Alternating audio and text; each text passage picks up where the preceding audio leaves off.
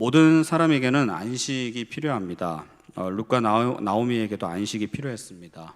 룻은 보아스의 은혜를 입어서 이 추수가 끝날 때까지는 이삭을 주워가며 생계를 이어갔지만 언제까지나 그렇게 살 수는 없는 노릇이었습니다. 시어머니의 고향이라고 찾아왔지만 사실상 룻의 장래는 참 암담했죠. 이방인, 특히 유대인들이 싫어하는 모압 출신의 여성이 남편 없이 유대 땅에서 살아간다라는 것은 너무나도 암울한 상황이었습니다. 나오미는 이제 연로하기 때문에 미래에 대한 애착이 좀 덜할 수는 있다 하더라도 룻은 아직 젊은 사람인지라 그대로 방치하기에는 너무나 아까웠던 것이고 시어머니가 보기에도 너무 서글퍼 보였던 것이죠. 그래서 1절에 보시면 나오미는 룻에게 내 딸아 너를 위하여 안식할 곳을 구하여 너를 복되게 하여야 하지 않겠느냐 이렇게 말합니다. 좋은 남자와 재혼하게 해서 미래를 보장해 주고 싶었던 것이죠. 그리고 룻에게는 이제 안식이 또 필요했습니다. 사실 룻의 생활은 매우 고달팠어요. 하루 벌어 하루 근근히 먹고 살아가야 하는 인생, 타향살이 또 시집살이에 남편은 없고 너무나도 공고한 인생을 살아야만 했습니다. 그것을 너무나도 잘 아는 시어머니 나오미는 자기 하나만을 보고 따라온 룻을 맡아줄 넉넉한 남편을 찾아주고 싶었던 것이죠. 그래서 할 수만 있다면 룻이 좋은 가정, 행복한 가정을 꾸려서 어려운 현실과 이 생활을 좀 개선해 나갈 수 있기를 바랬던 것입니다. 그러나 궁극적으로 나오미 입장에서는 이 보아스와 같은 유력한 사람을 통해서 어려운 생활이 개선되는 것도 기대하는 부분이지만 동시에 이 집안을 구원할 사람, 즉 구원자가 필요했던 것이죠. 아들들이 자식을 낳지 못하고 죽음으로써 이 기업을 물을 자가 없어서 대가 끊어질 위기 순간에 이 집안을 다시 일으켜 세울 구원자가 필요했던 것입니다. 우리 인생도 마찬가지예요. 그 어떤 인생을 살아가건 간에 이 땅 가운데서 살아가는 것은 참으로 곤고하고 피곤한 일입니다. 특히 요즘과 같이 코로나19라는 팬데믹이 장기화되면서 이전에 겪어보지 못한 일들과 이로 인한 변화에 적응을 해야 되고 그로 인해 몰려오는 이 사회적 집단적 피곤함이 있지 않습니까? 어떤 학자가 인터뷰에서 이런 이야기를 하는 걸 봤어요. 코로나19가 우리 인류 사회에 일어난 일이라고 사건으로 보지 말라는 것입니다. 하나의 해프닝이나 이벤트로 보지 말라. 코로나19는 우리 인간 사회에 일어난 어떤 일이 아니고 안 좋은 일이 아니고 우리 인간이 그동안 보여주었던 사고와 행동이 반영된 결과물을 그 성과급을 이제서야 받는 거라고 이렇게 인터뷰하는 것을 봤습니다. 저는 정확한 지적이라고 봅니다. 죄로 물든 피조 세계에서 인간의 탐욕과 탐심의 결과물로 받아들인 것이 이 팬데믹 현상이죠. 그렇기 때문에 근본적으로 우리가 사실 누가 누구를 탓하거나 원망할 수는 없는 것은 맞는 것 같아요. 과학자도 그렇게 이야기를 하니까. 이 땅의 만물은 죄로 인해 타락해서 자유를 박탈당하게 되었습니다. 늘 죽음의 그림자를 두려워하면서 아무렇지도 않은 척 살아가지만 사실은 근근히 살아가는 것이 우리의 인생이죠. 아무리 피땀 흘려 노동을 해본들 경제적 안정을 누리려고 애를 써봐도 이 땅은 계속해서 가시와 엉겅퀴를 낼 뿐 우리에게 풍요를 허락하지 않습니다. 그래서 얼굴에 땀을 흘려야 먹을 것을 먹게 되는 피곤한 삶을 살아가야 하는 존재고 그렇게 일평생 수고를 하고 나서 우리에게 보상으로 주어지는 것이 죽음입니다. 육체의 죽음과 함께 영원한 죽음이 그간 너의 수고를 위한 보상으로 우리에게 그 고통이 영원한 고통이 주어지는 것이죠. 사실 그렇기 때문에 그 어느 것 하나 좋은 것이 없어요. 그래서 사실을 좀 냉정하게 바라보면 우리가 복음이나 구원자, 기독교적인 진리가 부재하다고 하면 이 세상에 부재하다고 하면 없다고 생각을 하면 철학적으로 우리가 이 사건 죽음의 문제를 풀어간다고 할 때 사실은 자살이 답이에요. 그러니까 염세주의가 답일 수가 있어요. 왜요? 한평생 수고를 해본들 마지막에 우리에게 보상으로 주어지는 것은 죽음인데 아둥바둥 살 이유가 전혀 없는 거예요. 그렇지 않습니까? 그렇기 때문에 복음이 자유를 주고 생명을 주고 정말 중요하고 사람들에게 전해야 되는 메시지가 되는 이유예요. 그러면 우리는 절망만 해야 하는 것인가? 아닙니다. 우리에게는 소망이 있습니다. 타는 듯한 목마름으로 시름시름 알아가던 우리에게 시원한 생수와 같은 우리의 구원자가 계시죠. 그 구원자가 있다는 굿뉴스, 복된 소식, 복음이 우리에게 들려왔고 우리는 그 분으로 말미암아 영원히 목마르지 아니하는 안식을 누릴 수 있게 되었습니다. 그분이 바로 예수 그리스도죠. 그래서 저 옛날 이사야 선지자는 이사야 55장 1절에서 너희 목마른 자들아 물로 나아오라 이렇게 외쳤고, 예수님께서도 우리에게 안식의 자리로 초청하셨습니다. 그래서 마태복음 11장 28절에 보면 수고하고 무거운 짐진 자들아 다 내게로 오라 내가 너희를 쉬게 하리라. 구약이든 신약이든 동일한 목소리로 우리에게 뭐라고 말합니까? 주님을 부르고 주님을 찾으라. 그리고 간절히 사모하라. 그리하면 결국 너희가 영원히 목마르지 아니할 것이요 참 안식을 누릴 것이다. 이렇게 이야기를 하고 있습니다. 룻은 시어머니의 권면을 겸허하게 받아들였어요. 사실 룻 입장에서는 쉬운 결정이 아니었죠. 이 나오미의 요청은 룻이 옷을 단정하게 입고 타작마당에 숨어 들어가서 있다가 추수를 마친 보아스가 잠자리에 들 때 아무도 모르게 그의 발치에 누우라라는 것입니다. 그러면 보아스가 너에게 어떻게 해야 할지 가르쳐 줄 것이라고 이야기는 했지만 사실 좀 무책임하죠. 사실 룻 입장에서는 선뜻 순종하기가 쉬운 요청이 아닙니다. 이 시어머니도 내가 꽃단장하고 몰래 보아스 잠자리에 누워 있다가 보아스가 딱 발견을 했을 때 그 뒷일에 어떤 일이 벌어날지에 대해서는 나오미도 몰라요. 이때가 사실은 사사시대잖아요. 사사시대랑 그 시대가 똑같은데 사사시대 그러면 우리 잘 알지 않습니까? 타락할 대로 타락한 그 시대상을 고스란히 노출하던 시대가 사사시대인데 당시 이스라엘은 성적으로 매우 타락했기 때문에 사실 룻과 같은 이런 행동은 자칫 창녀로 오해받기 딱 좋습니다. 그래서 겁탈을 당할 수도 있고 아니면 뭐 보아스가 점잖은 신사라고 한다면 봉변을 당할 수도 있죠. 룻, 너는 참 행실이 나쁜 여인이구나. 너만은 다를 줄 알았는데 뭐가 다르냐? 썩 물러가거라. 이런 식으로 창피를 당할 수도 있는 것이죠. 사실은 나오미 말대로 순종했다가 그 결과가 어떻게 될지는 모릅니다. 무리수를 던진 거예요.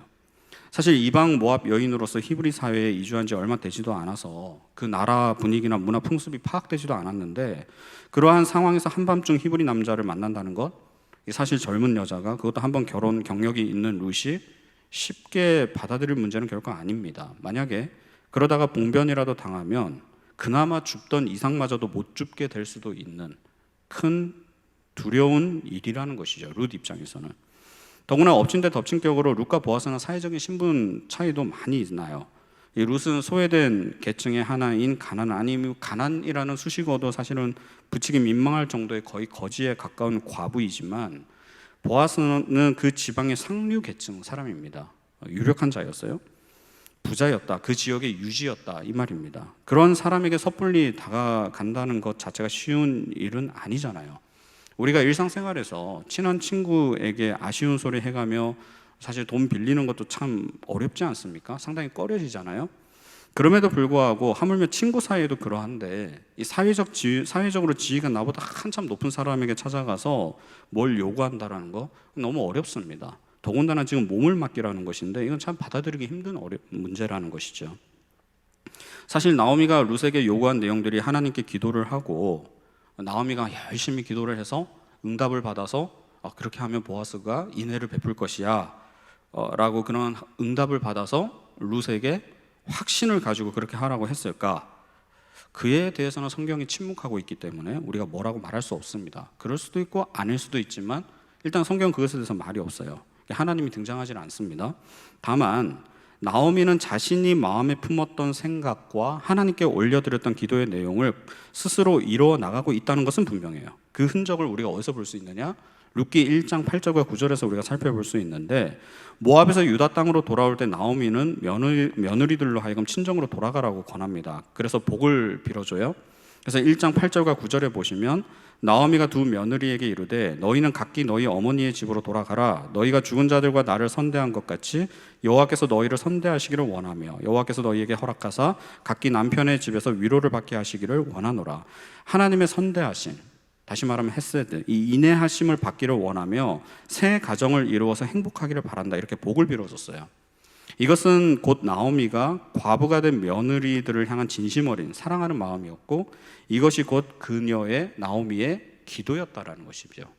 하나님께 며느리들을 향한 긍휼과 불쌍함으로 하나님께 간절함으로 구했던 기도의 내용이 바로 이와 같았다. 새 출발해서 새로운 가정, 행복한 가정을 이루기를 원합니다. 룻은 며느리들을 볼 때마다 그러한 마음을 품고 있었다. 이것을 우리가 알 수 있습니다. 그리고 나오미는 3장에서 아까 좀 전에 읽었던 자신이 마음에 품고 있었던 하나님께 기도했던 그 내용, 룻이 하나님의 선대하심을 받아서 사람들의 선대, 다시 말하면 보아스의 선대함, 인애를 받아서 그 자신의 어려운 처지도 해결함과 동시에 그 가정이 새롭게 회복되기를 바랬던 것이고, 자신이 바라고 기도한 대로 일을 진행해 나간 거예요. 그러니까 하나님으로부터 응답을 받았다, 하나님의 섭리가 반드시 있을 것이다, 확답을 받았다. 그것에 대해서는 성경이 침묵하고 있기 때문에 우리가 알 수 없지만, 분명한 것은 뭐냐면 나오미가 기도하고 간절히 소원하고 바랬던 것을 행하는 거예요. 본인이 삶 속에서, 주어진 현실 속에서 기도만 하고 자포자기한 인생이 아니라 그가 간절히 소원하는 일을 위해서 주어진 현실 속에서 어떻게 했다고요? 최선을 다했다라는 것입니다. 룻기에는 여러분들도 잘 알다시피 1장부터 4장까지 그 어디에도 하나님이 등장하지 않습니다. 그러나 하나님의 보이지 않는 역사, 섭리하심이 나타나는 책이 룻기예요. 하나님의 역사와 섭리는 다름 아닌 기도하는 사람의 행동을 통해서 하나하나씩 켜켜이 쌓여갈 때 성취되어 간다라는 것을 우리에게 보여주는, 우리에게 메시지를 던져주는 책이 룻기입니다. 기도하는 사람은 자신이 기도한 대로 일이 저절로 진행되도록 무책임하게 기다리는 것이 아니라, 기도한 것을 이룰 수 있는 기회가 주어지면 서슴지 않고 그 기회를 살려 행동으로 이루어 나가는 것이죠. 이 보아스가 우리의 친족이라는 점, 그리고 고엘 제도를 통해서 우리 집안의 회생을 위한 희생과 의무가 따를 수밖에 없는 친족이라는 점, 그걸 간파했고, 룻이 보아스에게 청혼할 수 있도록 그 절차를 치밀하게 준비해가는 과정들을 보면서 나오미는 그녀가 바라고 기도했던 것을 이룰 수 있는 기회가 왔음을 직감했던 것이고, 그것을 위해서 자신이 본능적으로 직감한 이 내용을 최선을 다해서 행동으로 옮겼던 것이죠. 물론 큰 위험이 따르는 하이 리스크예요. 그 누구보다도 잘 압니다. 큰 위험이 있어요. 그러나 하나님의 선대하심, 즉 인애가 있는 것을 알기에. 왜요? 왜 하나님의 선대, 인내하심이 있을 거라고 확신했을까요? 룻이 나오미에게 보여준 그간의 모습들을 보십시오. 얼마든지 친정으로 돌아갈 수도 있었고, 그리고 시어머니를 따라 유다 땅으로 왔다가 갈 수 있었음에도 불구하고 시어머니를 따라 유다 땅으로 왔죠. 그리고 시어머니가 돌아가시면 사실은 자신은 모압 출신 여인으로서 남편도 없이 완전히 이방인으로서 홀로 그 땅에 살아가야 하는데, 그걸 감수했어요.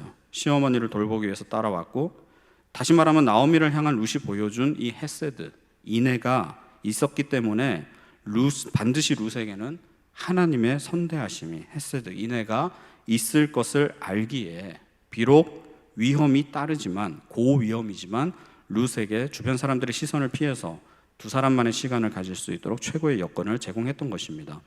이에 대해서 룻은 어떻게 했습니까? 사실 이런저런 현실적인 상황들을 살펴보면 룻 입장에서는 결코 쉽지 않은 선택임에도 불구하고 그녀는 철저하게 순종했습니다. 5절 보십시오.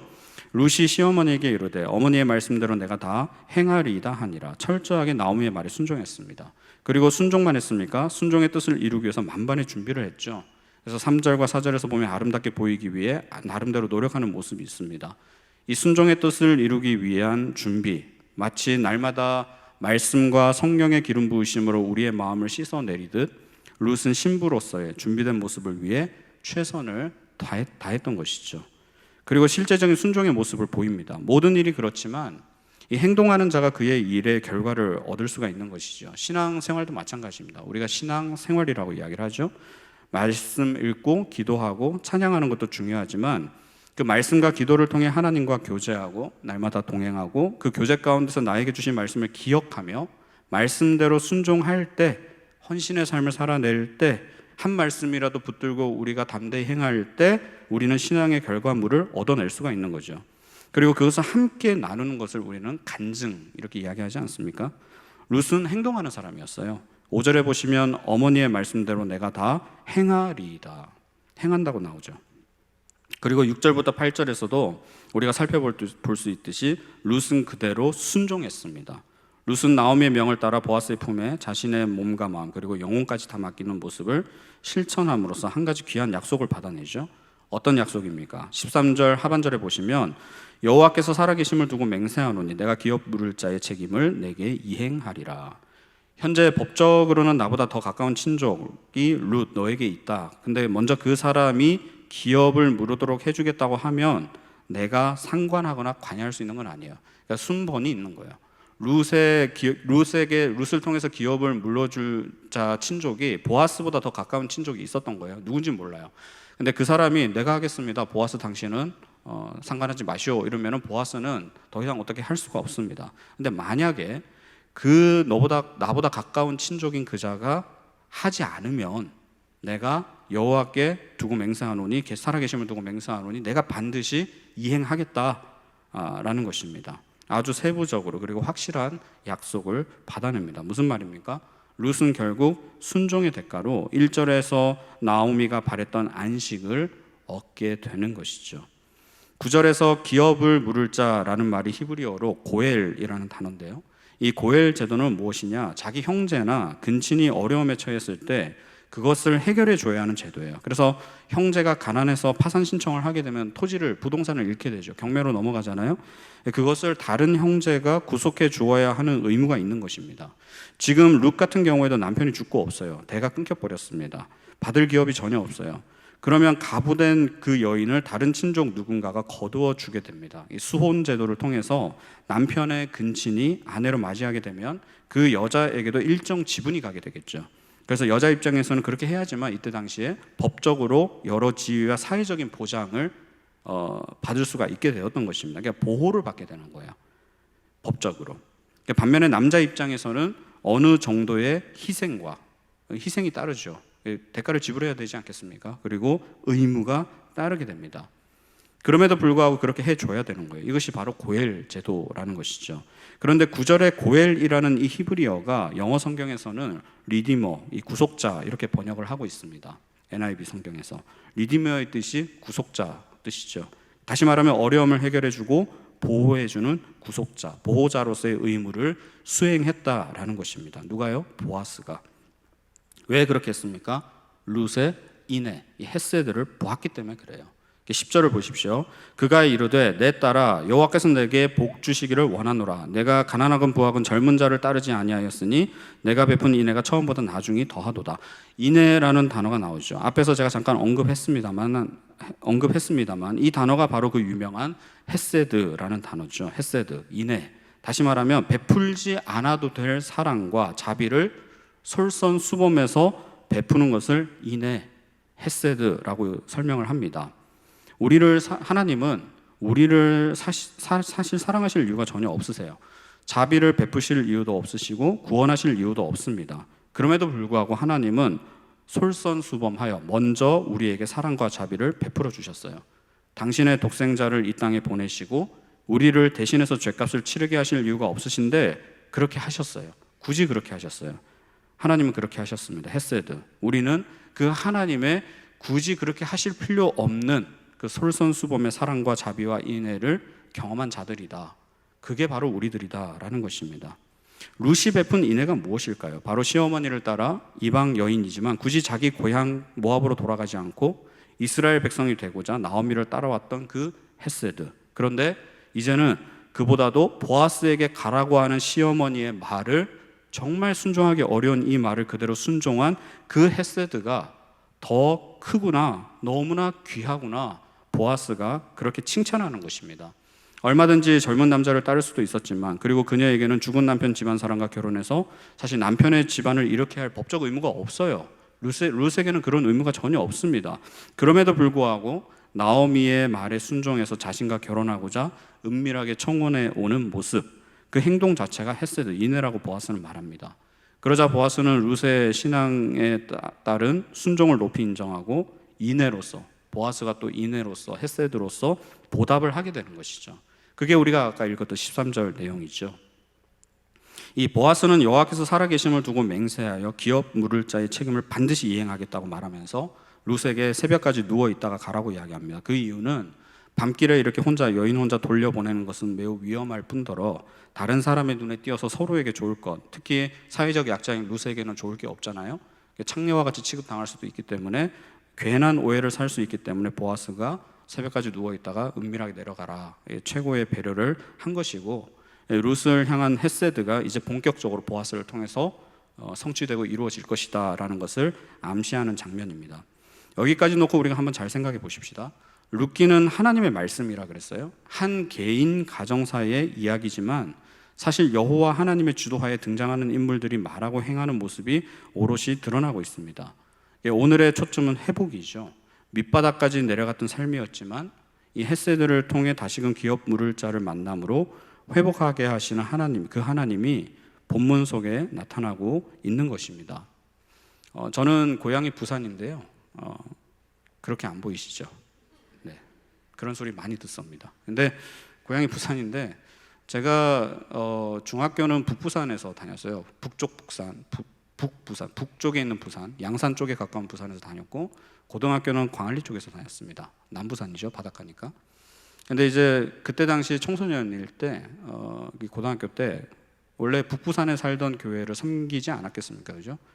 그래서 이제 그 북쪽 경계에 있는 교회를 섬기고 있었는데 집은 남쪽이에요, 남쪽 끝이에요. 근데 이제 어머니가 그 교회를 이제 열심히 섬기셨는데 그 49-1번이라는 버스가 있었습니다. 그 버스가 범어사 입구 북부산 종점에서 광안리까지 찍고 다시 돌아가는 버스였어요. 그 버스가 이제 범어사에서 10시, 밤 10시 막차가 출발하면 광안리에는 11시 10분쯤 떨어지거든요. 그러면 11시 10분에 턴하는 그 막차를 타고 항상 교회를 가셨어요. 그 밤에 매일같이 가셨어요. 가셔서 기도하시는 거죠. 그때부터 교회 가서 기도하시고, 새벽, 그때 당시에 이제 일부 새벽 기도가 4시에 있었으니까 4시 반에 있었는데 4시 반에 일부 새벽 기도했으니까 4시 반 새벽 기도를 드리고 첫 차를 타고 또 광안리로 넘어오시는 거예요. 그래서 이제 뭐 남편 챙기고, 그때 저는 이제 도시락 2개 싸가지고 다닐 때니까 야간 자율학습을 저희 때는 뭐 자정까지 했잖아요. 그래서 그때까지 함께 도시락을 점심 저녁 급식 이런 게 없었으니까, 그래서 이제 도시락 2개를 싸주시고 그렇게 하시고 또 낮에는 뭐 전도 나가시고 이제 그런 삶을 사셨습니다. 그러니까 매일 그렇게 철야를 하셨어요. 습관처럼 기도를 참 많이 하셨는데 그때는 참 싫었습니다. 밤에 여인네가 혼자서 광안리에서 버스를 타고 그 1시간 넘게 그 종점까지 가야 된다는 것 자체가 사실 고등학생인 아들 입장에서는 좀 이해가 안 됐고, 저렇게까지 광신적으로 할 이유가 있나. 그래서 교회가 너무 싫었어요. 좀 징글 맞았습니다. 예, 어떻게 하면 사람을 저렇게 휘어잡을까, 뭐 이런 생각을 많이 했던 것 같기도 하고. 근데 어머니는 매일같이 그렇게 하셨어요. 비가 오나 눈이 오나 그렇게 하셨습니다. 오늘 아침에 비가 많이 오는데 억수같이 내리는 그 빗 속에서도 그렇게 하셨던 기억이 나거든요. 근데 이제 한 번씩 그 막차를 놓칠 수가 있잖아요. 그러면 이제 집으로 돌아오셔야 되는데 그 안타까워하시는, 정말 세상 잃은 망국의 여인과 같은 표정으로 돌아오는 것을 본 적이 있습니다. 택시 타고 갈 뭐 거리는 너무 비싸니까, 그때 당시에 뭐 삶이 그렇게 넉넉지 않으니까 못 하시고 뭐 그랬던 것 같아요. 그러면 저는 제 아들 입장에서는 엄마가 이제 집에 들어왔으니까 마음 편안하게 이제 뭐 잠자리 들기도 하고 뭐 그랬던 기억이 납니다. 그렇게 이제 수년의 시간을 그렇게 하셨는데, 제가 이 말씀을 준비하면서 드는 생각이 뭐냐면, 그때 제가 이제 신학교를 가고 나서 어머니한테 물어봤어요. 왜 그렇게 악착같이 신앙생활을 하셨냐, 그 율법주의 아니냐, 뭐 이런 식으로 막 상처를 드렸던 기억이 나는데, 근데 이제 어머니가 그런 이야기를 합니다. 몸이 힘들고 고달파도 그 시간마다 하나님이 베푸시는 인내하심이 있었다라는 것이죠. 그러니까 하나님이 만져주시고, 그때 당시 아버지가 뭐 엄마 교회 다닌다고 많이 핍박하실 텐데, 그럴 때 위로를 받을 수 있는 곳은 하나님밖에 없는 거예요. 그러니까 그 시간은 남편과 자식과 가정도 중요하지만 먼저 내가 살아야겠으니까 그 시간을 포기할 수 없었다. 그리고 그렇게도 힘들지도 않았고 아프지도 않았고 원체 병약하신 분인데, 키가 한 155, 6 정도밖에 안 돼, 몸무게가 지금도 40대 초반이세요. 그러니까 되게 약하신 분이에요. 근데 그렇게 함에도 불구하고 병치레나 뭐 그런 게 전혀 없었고, 하나님의 사랑하는 내 딸아, 밤마다 그 들려주신 그 음성이 너무나 달콤했기 때문에 포기할 수 없었다, 뭐 그런 이야기를 하셨어요. 근데 제가 돌이켜놓고 생각을 해보니까, 제가 이 대학을 졸업하고 사역자가 되고 목회자가 되는 이 말도 안 되는 상황 속에서 나의 그런 모난 부분이 참 많고 참 아쉬운 부분이 많은 사람인데, 저는 누구보다 저의 단점을 잘 압니다. 그럼에도 불구하고 하나님의 많은 인애를 경험했던 것 같아요. 많은 용납함을 받았고 많은 칭찬을 들었고, 제가 가지고 있는 것에 비해서 너무나 많은 칭찬을 들었고, 나는 가지고 있는 게 이거밖에 안 되는데 과대 포장해서 나를 평가해 주는 것을 들었고, 그래서 필요할 때마다 동역자를 붙여주시고 그때마다 하나님의 도우심을 경험하면서 그 하나님의 인애를 경험했던 적이 참 많았던 것 같아요. 그래서 이것이 바로 어머니가 아들을 위해서, 남편을 위해서, 가족을 위해서 이렇게 밤마다 그렇게 기도하며 하나님의 인애를 경험했던 것들이 자식인 나에게도 부족하지만 엄마만큼 기도는 전 절대 못합니다. 지금도 기도를 엄청 하시는데 저는 죽었다 깨어나도 그 정도의 기도의 영향을 따라갈 수가 없어요. 말씀도 엄청 많이 보세요. 저는 아무리 제가 목사지만 따라갈 수가 없어요. 그 말씀의 깊이를 따라갈 수가 없어요. 왜요? 성경을 워낙 많이 보시니까. 전도의 열매 따라갈 수가 없어요. 매일같이 그렇게 전도하시는데 얼마나 많은 열매가 있겠습니까? 그럼에도 불구하고 부족하지만 이 부족한 자에게 하나님의 그 인애가 긍휼이 항상 함께하고 있구나. 이것이 이제 제가 힘들지만 꺽꺽거리지만 이게 목회 사역의 현장에 계속 붙을 수 있는 그 힘이 아닌가, 그런 생각을 늘 하게 되었습니다. 제가 이 말씀을 준비하는데 그런 하나님의 인애하심이 실제 내 삶 속에서 어떻게 이루어왔는가, 그것을 깊이 생각해 보니까 엄마의 기도, 이것이 딱 떠오르더라고요. 사랑하는 성도 여러분, 이 참된 안식이라는 것은 여호와의 날개 아래 거할 때 우리가 누릴 수 있다는 사실을 꼭 명심하시길 바랍니다. 보아스의 옷자락이 룻을 덮었듯이 우리가 주님의 날개 아래 거할 때 이 참된 안식과 복을 누리게 되는 것이죠. 비록 현실에서는 어려움이 있어요. 극심한 아픔이 있어요. 때로는 엄청난 순종을 요구하는 힘듦이 있다 하더라도 룻과 같이 그것이 하나님께서 나에게 주신 말씀이고 약속이라면 모든 결과는 주님께서 책임져 주신다는 믿음으로 순종하시는 저와 여러분 되시기를 소망합니다. 그래서 결국 하나님의 안에서 하나님의 헤세드가 우리 인생 가운데 흘러넘치며 그리스도 안에서 참된 안식과 회복을 누리는 저와 여러분 되시기를 주님의 이름으로 축원합니다. 우리 시간 같이 찬양하시겠습니다. 아까 찬양팀과 함께 불렀던 찬양인데요, 오직 예수뿐이네. 우리 같이 찬양하시고 기도의 자리로 나아가겠습니다.